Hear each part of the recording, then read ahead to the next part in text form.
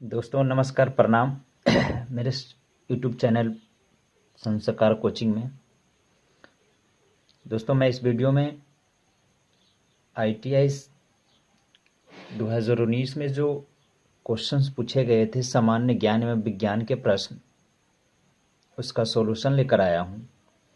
इसका एक पार्ट मैंने वीडियो का जो पार्ट 1 है उसमें डाला था। ये ITI 2019 के क्वेश्चन से संबंधित वीडियो का ये दूसरा पार्ट है। मुझे उम्मीद नहीं, पूर्ण विश्वास है कि आप लोग पहला पार्ट देखे होंगे। तो चलिए शुरू करते हैं हम लोग दूसरा पार्ट। क्वेश्चन 1 है,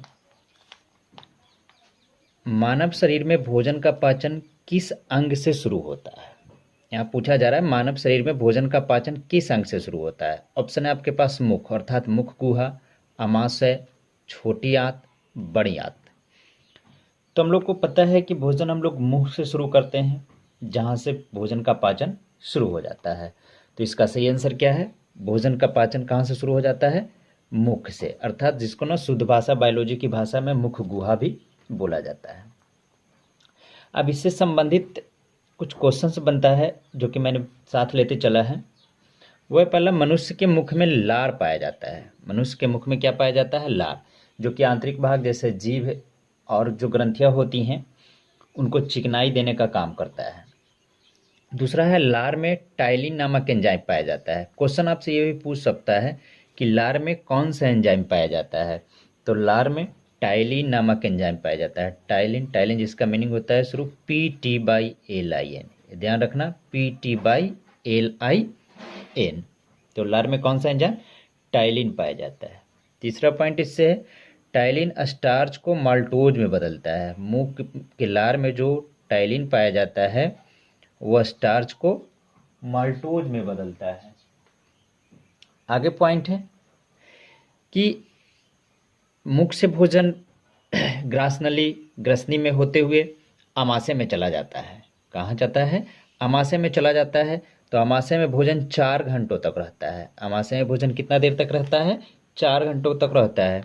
अगला पॉइंट है, आमाशय से जठर रस स्रावित होता है। जठर रस का प्रमुख भाग क्या होता है? HCl होता है, हाइड्रोक्लोरिक अम्ल, जो कि अम्लीय होता है और भोजन को पचाने में प्रमुख का काम करता है। फिर यहाँ से भोजन छोटी आंत में चला जाता है। कहाँ? छोटी आंत में। तो छोटी आंत में आमाशय से भोजन कायम के रूप में जाता है। आमाशय में जो भोजन हो जाता है ना, वो काफ़ी पिसा जाता है, जो लेई के रूप में बन जाता है, और वहाँ से वो आमाशय का जो पाइलोरिक भाग होता है उससे वो जाता है छोटी आंत में। तो आमाशय में भोजन जो जब पूरी तरह से पिसा जाता है तो उसे कायम कहा जाता है। जो लेई बन जाता है क्या कहा जाता है? कायम कहा जाता है। तो आमाशय से भोजन कायम के रूप में कहाँ? छोटी आंत में जाता है। फिर इससे रिलेटेड है, छोटी आंत में भोजन का संपूर्ण पाचन हो जाता है। अगर आपसे पूछा जाए कि भोजन का संपूर्ण पाचन कहाँ होता है, तो कहाँ होता है भाई? छोटी आंत में होता है। बिल्कुल ध्यान से सुनना और पढ़ते जाना। अब कुछ ऐसा बात है कि भोजन कुछ अपचा भी रह जाता है। तो अपचा भोजन छोटी आंत से बड़ी आंत के मलाशय वाले भाग में चली जाती है। और जो अपचा भोजन होता है वो कहाँ जाता है? बड़ी आंत में जाती है, और बड़ी आंत के मलाशय वाला भाग में, और वो फिर मल द्वार के द्वारा मल के रूप में बाहर निकल जाती है। यानी अपचा भोजन बड़ी आंत में मलाशय वाले भाग में जाता है, जो मल द्वार के द्वारा मल के रूप में बाहर चला आता है। तो इस क्वेश्चन से संबंधित ये सारे पॉइंट्स थे। क्वेश्चन नंबर दूसरा है, किस कारण से स्टोन कैंसर होता है। अब बात आती है स्टोन कैंसर की। तो स्टोन कैंसर क्या होती है भैया? तो स्टोन कैंसर जो ऐसा नहीं कि मानव या फिर कोई जीव जंतु में होने वाला कैंसर है, नहीं। जैसे जब बहुत अधिक गर्मी होती है एवं नाइट्रोजन के कई ऑक्साइड एवं SO2 अर्थात सल्फर डाइऑक्साइड के कारण अम्ल वर्षा होती है। तो जो अम्ल वर्षा होती है जब पत्थर के सतह पे पड़ती है तो पत्थर के सतह को नुकसान पहुंचाती है, और खास करके जब ये संगमरमर एवं चूने से बनी इमारतों पे पड़ती है तो उसे क्षय करती है, संगमरमर एवं चूने की दीवार को। तो इसे ही स्टोन कैंसर कहा जाता है। तो स्टोन कैंसर का प्रमुख कारण क्या है? अम्ल वर्षा है। तो अम्ल वर्षा में N2 यानी नाइट्रोजन के विभिन्न ऑक्साइड एवं सल्फर डाइऑक्साइड आते हैं, जो संगमरमर तथा चूना से बनी इमारत को नुकसान पहुंचाते हैं। जिसे ही स्टोन कैंसर, स्टोन मतलब पत्थर भी होता है, इसे ही स्टोन कैंसर कहा जाता है। क्वेश्चन नंबर 3 है, गर्मी के मौसम में घड़े में रखा पानी ठंडा होने का कारण क्या है?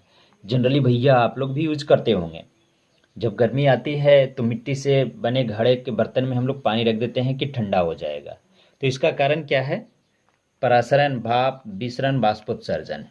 यानी बाष्पन मुख्य कारण है जिससे गर्मी के मौसम में घड़े में रखा पानी ठंडा हो जाता है, क्योंकि घड़े में छोटे छोटे छिद्र होते हैं और उस छिद्र के माध्यम से पानी के कण बाहर आ जाते हैं, और जब हवा आती है और गर्मी तो वो बाष्पित हो जाती है, और बाष्पन होने के लिए वो जो ऊर्जा चाहिए वो कहाँ से ले जाती है? घड़े के अंदर से। तो इस तरह से घड़े के अंदर वाले पानी में ऊर्जा कमती है, अर्थात वो ठंडा हो जाती है। तो इसका मुख्य कारण क्या हो गया? बाष्पन हो गया। क्वेश्चन नंबर 4 कर रहा है, प्रोटॉन की खोज किसने की? हम लोग को पता है दोस्तों, किसी परमाणु के 3 मौलिक कण होते हैं। कितने मौलिक कण? 3। इलेक्ट्रॉन, प्रोटॉन और न्यूट्रॉन। तो बात किया जा रहा है भैया प्रोटॉन की। प्रोटॉन जो कि धनावेशित कण है, पॉजिटिव है। क्या है? धनावेशित कण है। ऑप्शन है चैडविक, रदरफोर्ड, थॉमसन, न्यूटन। तो हम लोग बात करते हैं, चैडविक जो थे वो न्यूट्रॉन की खोज किया था। उन्होंने किसका खोज किया था? न्यूट्रॉन का खोज किया था। थॉमसन किसका खोज किया था? इलेक्ट्रॉन का। और न्यूटन तो भैया आप लोग को पता ही होगा कि ये गति के नियम का प्रतिपादन किया था। तो इस तरह से बचा कौन? रदरफोर्ड। यानी न्यूट्रॉन प्रोटॉन की खोज किसने की? तो रदरफोर्ड। ऑप्शन नंबर क्या हो जाएगा? बी हो जाएगा। उसके बाद हम लोग आते हैं अगला क्वेश्चन में, समुद्री जल में औसत लवण की मात्रा कितनी होती है? तो समुद्री जल में औसत लवण की मात्रा 3.5% होती है। कितनी होती है? 3.5%। इससे क्वेश्चन एक रिलेटेड ये पूछ दिया जाता है कि समुद्री जल में ध्वनि की चाल कितनी होती है 0 डिग्री सेल्सियस पे? तो याद रखना भैया, वो 1533 मीटर प्रति सेकंड, जो कि मैंने पिछले वीडियो में भी बताया है। कितना? 1533 मीटर प्रति सेकंड। चलिए अगला क्वेश्चन है, किसी वस्तु पर लगाया गया गुरुत्वाकर्षण बल क्या कहलाता है? किसी वस्तु पर लगाया गया गुरुत्वाकर्षण बल क्या कहलाता है? तो किसी वस्तु पर लगाया जाने वाला गुरुत्वाकर्षण बल तनाव, भार, जड़ता या काम। तो इसका सही ऑप्शन क्या है? भार। किसी वस्तु पर लगाया गया गुरुत्वाकर्षण बल क्या कहलाता है? भार कहलाता है। भार का मात्रक क्या है? न्यूटन है। क्या है? न्यूटन है।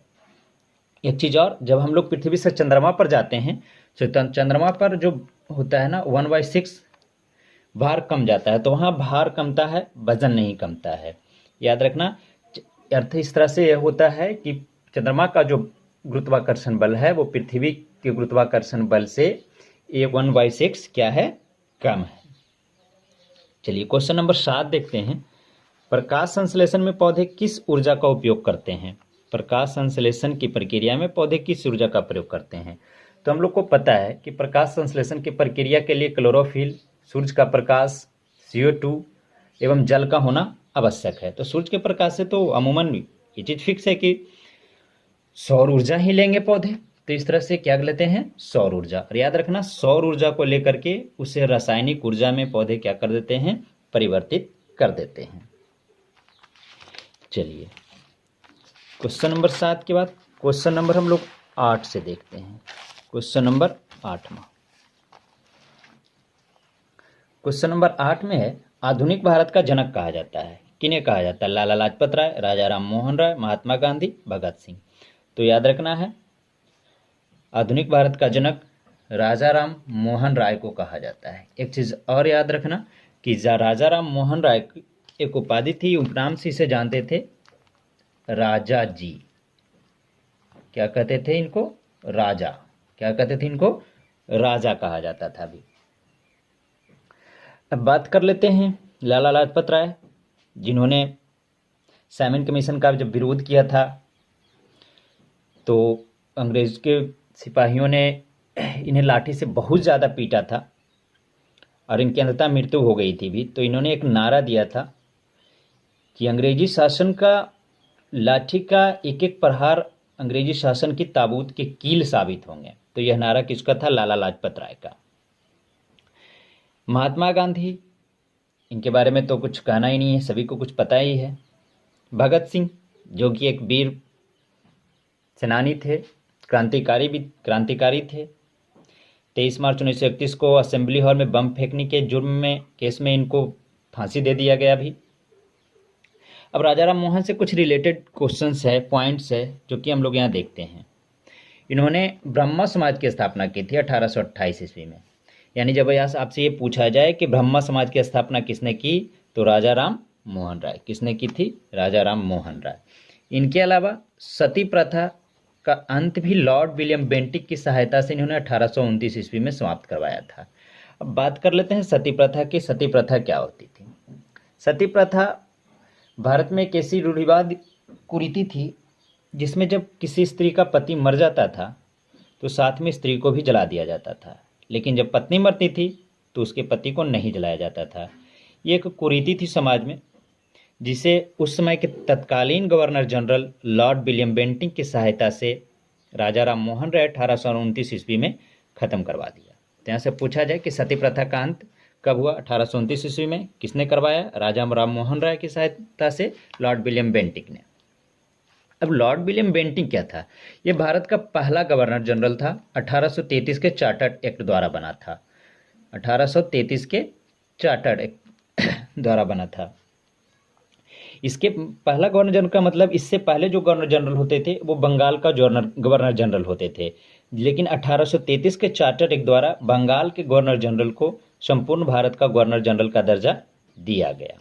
तो यहाँ से ये पूछा जाए कि बंगाल का गवर्नर जनरल किस चार्टर एक्ट के द्वारा भारत का गवर्नर जनरल कहलाने लगा?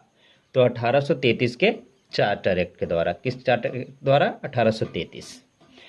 इससे और है, लॉर्ड विलियम बेंटिक ने ठगी प्रथा का भी अंत करवाया 1830 ईस्वी में, राजा राम मोहन की सहायता से ही। उसके बाद राजा राम मोहन राय एवं लॉर्ड विलियम बेंटिक ने इन दोनों के सहयोग से अपने शिशु बालिका हत्या पर कभी विरोध किया, उस पर रोक लगवाई। चलिए क्वेश्चन आगे है 9। यूएसए ने किस वर्ष द्वितीय विश्व युद्ध में प्रवेश किया? यानी USA, United state of America, यानी अमेरिका ने किस वर्ष द्वितीय विश्व युद्ध में प्रवेश किया? आप लोग को पता होगा द्वितीय विश्व युद्ध भी काफ़ी भयानक थी। 1939 ईस्वी में शुरू हुई थी, लेकिन अमेरिका इस युद्ध में शामिल हुआ था 1941 ईस्वी में। कब शामिल हुआ था? 1941 ईस्वी में। और यहाँ से भी जानते चलें 6 अगस्त 1945 को अमेरिका ने जापान के हिरोशिमा पर परमाणु बम पटक दिया था। फिर दोबारा 9 अगस्त 1945 ईस्वी को नागासाकी शहर पे परमाणु बम पटका था। चलिए क्वेश्चन नंबर 10 देखते हैं। निम्न में मानव निर्मित पर्यावरण नहीं है। इसमें मानव निर्मित पर्यावरण नहीं है। कौन? स्विमिंग पूल, चिड़ियाघर, झील, बाग। हम लोग को पता है स्विमिंग पूल तो मानव ही बनाता है अपनी सुविधा के लिए, चिड़ियाघर भी, बाग भी, लेकिन झील जो होता है ना वो प्राकृतिक रूप से बनी होती है। तो मानव निर्मित पर्यावरण कौन नहीं है? झील। ऑप्शन नंबर क्या हो जाएगा? सी। क्वेश्चन आ गया है, विश्व पर्यावरण दिवस मनाया जाता है। विश्व पर्यावरण दिवस कब मनाया जाता है? 5 जून, 2 अक्टूबर, 10 नवंबर, 19 नवंबर।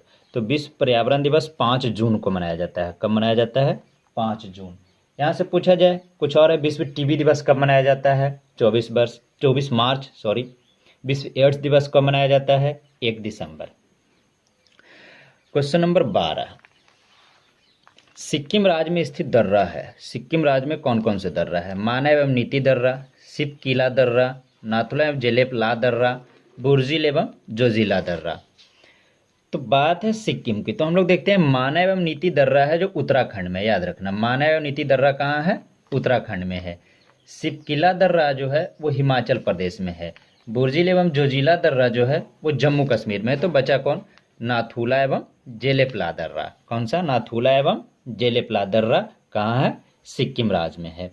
तो इसका सही ऑप्शन क्या है आपके पास? सी है, नाथुला एवं जेलेपला दर्रा सिक्किम राज्य में है।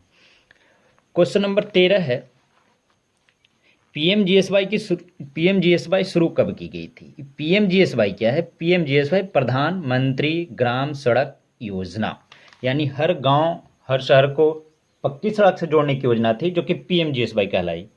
ये पीएमजीएसवाई 2000 ईस्वी में शुरू की गई थी। प्रधानमंत्री ग्राम सड़क योजना कब शुरू की गई? 2000 ईस्वी में। उस समय तत्कालीन भारत के तत्कालीन प्रधानमंत्री अटल बिहारी वाजपेयी थे। कौन थे? अटल बिहारी वाजपेयी। चलिए क्वेश्चन नंबर 14 है, निम्न में किसका पीएच मान न्यूनतम होगा। पीएच मान न्यूनतम यानी कम इन चारों में से। रक्त का पीएच मान पता है 7.4 होता है जो कि क्षारीय है। शुद्ध जल पीएच मान 7 होता है। डिटर्जेंट भी क्या है, क्षारीय है। ये सब तीनों क्षारीय है जिसका पीएच मान 7 से क्या है, ज़्यादा है। सॉरी, इसमें शुद्ध जल उदासीन है जिसका पीएच मान 7 है। लेकिन नींबू का रस क्या है, अम्लीय है। तो अम्लीय है तो पीएच मान अमूमन है कि क्या होगा, 7 से कम। तो इन सब में पीएच मान सबसे कम किसका होगा, नींबू के रस का। क्वेश्चन नंबर 15, भारत के प्रथम चुनाव आयुक्त कौन थे। BK Sundaram, Sukumar Sen, doctor Nagendra Singh, T Swaminathan.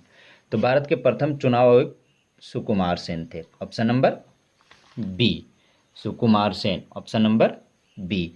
याद रखना 1954 में इसमें इन्हें पद्म भूषण के पुरस्कार से भी नवाजा गया था। 1954 में इसे क्या दिया गया था, इन्हें पद्म भूषण के पुरस्कार से नवाजा गया था। एक चीज और जानते हैं हम लोग कि भारत रत्न, पद्म भूषण, पद्म विभूषण, पद्म श्री, उसके अलावा जो परमवीर चक्र, महावीर चक्र, जितने भी वो सब दिए जाते हैं पुरस्कार, भारत में संविधान के अनुच्छेद 18 के तहत दिए जाते हैं। कितना अनुच्छेद, 18 के तहत। चलिए आते हैं हम लोग क्वेश्चन नंबर 16, किस उच्च न्यायालय के द्वारा गंगा एवं यमुना को जीवित सत्व का दर्जा देने का आदेश दिया गया। यानी किस उच्च न्यायालय ने, किस हाई कोर्ट ने गंगा एवं यमुना को जीवित सत्व, जीवित प्राणी का दर्जा दिया। तो वो है ऑप्शन इलाहाबाद, दिल्ली, उत्तराखंड, पटना। तो आपके पास सही ऑप्शन है उत्तराखंड। उत्तराखंड हाई कोर्ट ने ऐसा आदेश दिया था कि गंगा और यमुना को क्या किया जाए, जीवित प्राणी का दर्जा दिया जाए। इससे कुछ और रिलेटेड क्वेश्चन है कि गंगा का उद्गम स्थल उत्तराखंड के उत्तराकाशी जिला के गोमुख के निकट गंगोत्री हिमानी से है। यानी गंगोत्री हिमानी उत्तराखंड के उत्तराकाशी जिला में है। गंगा को उद्गम स्थल पूछा जाए तो कहाँ, उत्तराखंड का उत्तराकाशी जिला के गोमुख के निकट गंगोत्री हिमानी है। कहाँ, गंगोत्री हिमानी। जहां से गंगा निकलती है उत्तराखंड में, वहां उसे प्रारंभिक स्थान पे भागीरथी के नाम से जाना जाता है। क्या जाना जाता है, भागीरथी। इसलिए भागीरथी कहा जाता है कि आसमान से धरती पर लाने वाले गंगा को भागीरथी राजा ही थे, जिस कारण इसका नाम भी भागीरथी है वहां पे। क्वेश्चन नंबर, इसमें पॉइंट दूसरा है कि अलकनंदा एवं भागीरथी देवप्रयाग में मिलती है तब इसका नाम गंगा हो जाता है। शुरू में जहां से निकलती है वो क्या है, भागीरथी है। लेकिन जब देवप्रयाग में अलकनंदा एवं भागीरथी एक दूसरे से मिल जाती है और बहना शुरू करती है तब इसका नाम क्या हो जाता है, गंगा हो जाता है। अर्थात पूछा जाए कि गंगा का नाम गंगा कहाँ पड़ता है, तो देवप्रयाग में। कहाँ, देवप्रयाग में। और वो भी कब, जब अलकनंदा एवं भागीरथी एक दूसरे से मिलती है तब। इससे रिलेटेड तीसरा पॉइंट है कि बांग्लादेश में गंगा को पद्मा कहा जाता है। यहाँ पूछा जाए कि गंगा को बांग्लादेश में किस नाम से जाना जाता है, तो पद्मा के नाम से जाना जाता है। ब्रह्मपुत्र को बांग्लादेश में जमुना कहा जाता है। बांग्लादेश में ब्रह्मपुत्र को किस नाम से जानते हैं, जमुना के नाम से जानते हैं। यमुना का उद्गम स्थल यमुनोत्री हिमानी है। गंगा का गंगोत्री हिमानी और यमुना का यमुनोत्री हिमानी है। क्वेश्चन नंबर 17, दोस्तों आप लोग को काफ़ी मज़ा आ रहा होगा, समझ में भी आ रहा होगा, क्योंकि हर क्वेश्चन के साथ मैंने कुछ ना कुछ डिटेल्स दिया है जो कि आपको काफ़ी अच्छी तरह से समझ में आ रहा होगा। एक रिक्वेस्ट है आप लोग से कि मेरे चैनल को लाइक, सब्सक्राइब एवं शेयर जरूर करना जब अच्छा लगे तो, और जब अच्छा ना लगे तो लाइक, सब्सक्राइब एवं शेयर समझो तेल लेने जाएगा। क्वेश्चन नंबर 17, महाबली गंगा किस देश की सबसे बड़ी नदी है। Sri Lanka, Thailand, Myanmar, Indonesia. तो महाबली गंगा जो है वो श्रीलंका की सबसे बड़ी नदी है। ऑप्शन नंबर ए, महाबली गंगा श्रीलंका की सबसे बड़ी नदी है। महाबली गंगा, इसकी लंबाई 335 किलोमीटर है। श्रीलंका में कितनी है, 335 किलोमीटर है। यह हट्टन पठार से निकलती है। अगर पूछा जाए कि महाबली गंगा जो श्रीलंका की सबसे बड़ी नदी है वो कहाँ से निकलती है, तो हट्टन पठार से निकलती है। एक चीज़ और नई चीज़ जान लें कि श्रीलंका की राजधानी कोलंबो थी, लेकिन अब इसे क्या कर दिया गया है, जयवर्धने हरिकोटा। श्रीलंका की राजधानी अब कहाँ याद रखना है आपको, जयवर्धने हरिकोटा।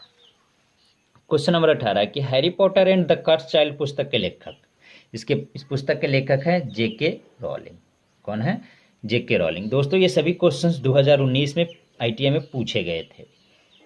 क्वेश्चन नंबर 19 है, 1976 ईस्वी में आपात के समय भारत के राष्ट्रपति थे। जब 1976 ईस्वी में भारत में आपातकाल लगाया गया था तो उस समय राष्ट्रपति कौन थे? बीबी गिरी, ज्ञानी जैल सिंह, फखरुद्दीन अली अहमद। तो याद रखना इस समय राष्ट्रपति थे फखरुद्दीन अली अहमद। कौन थे? ऑप्शन नंबर सी में फखरुद्दीन अली अहमद। और 1976 के आपात के समय भारत के तत्कालीन प्रधानमंत्री थी इंदिरा गांधी। कौन थी?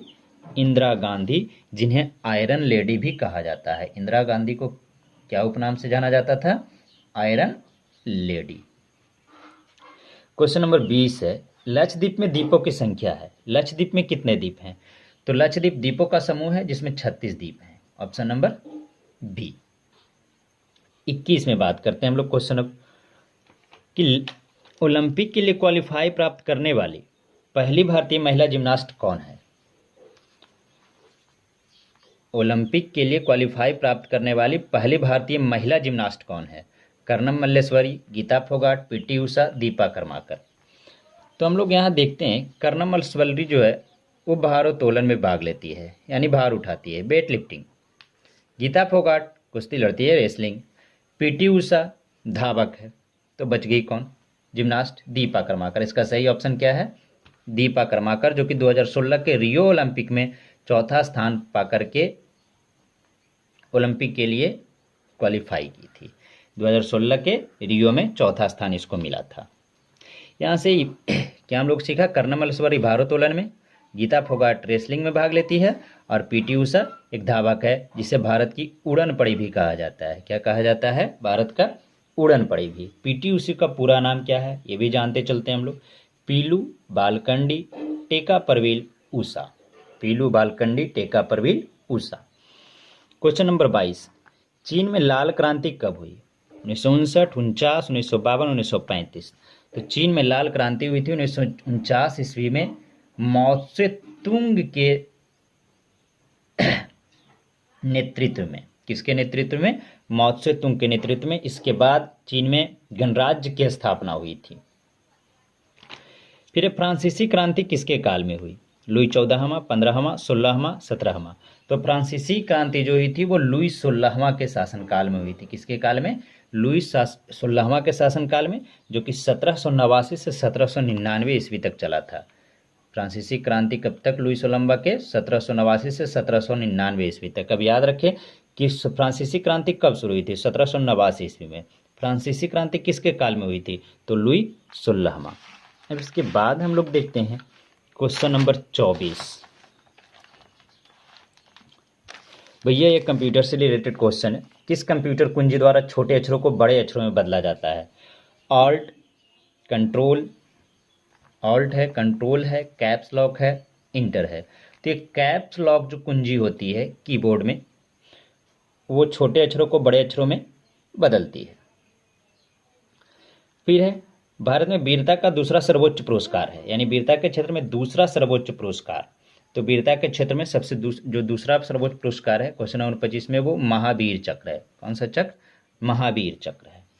पहला जो है याद रखते हैं श्रेणी क्रम से, परमवीर चक्र, दूसरा महावीर चक्र, तीसरा वीर चक्र, चौथा अशोक चक्र, पांचवा कीर्ति चक्र और छठा शौर्य चक्र है। मैंने डिटेल्स में बताया है ये सभी पुरस्कार गणतंत्र दिवस के दिन राष्ट्रपति के द्वारा वितरण किया जाता है। ये जो वीरता के सभी पुरस्कार हैं किस दिन वितरित किए जाते हैं? तो गणतंत्र दिवस अर्थात 26 जनवरी के दिन। किसके द्वारा? राष्ट्रपति के द्वारा। ये सभी पुरस्कार भारतीय संविधान के अनुच्छेद 18 के तहत दिए जाते हैं। मैंने पिछले क्वेश्चन में एक भी बताया कि सुकुमार सेन जो कि प्रथम चुनाव आयुक्त थे, उन्होंने 1954 ईस्वी में जो दिया गया था पद्म भूषण, उसमें भी मैंने बताया कि भारत में ये जो पुरस्कार दिए जाते हैं वो संविधान के अनुच्छेद कितने द्वारा? 18 द्वारा दिया जाता है। तो दोस्तों वीडियो को ज़्यादा लंबा और मैं नहीं करना चाहता। 25 क्वेश्चन इस पार्ट में भी। वीडियो अच्छा लगा हो तो लाइक, सब्सक्राइब एवं शेयर जरूर करना। धन्यवाद। अगले पार्ट में मैं और क्वेश्चन लेकर के आऊँगा। धन्यवाद।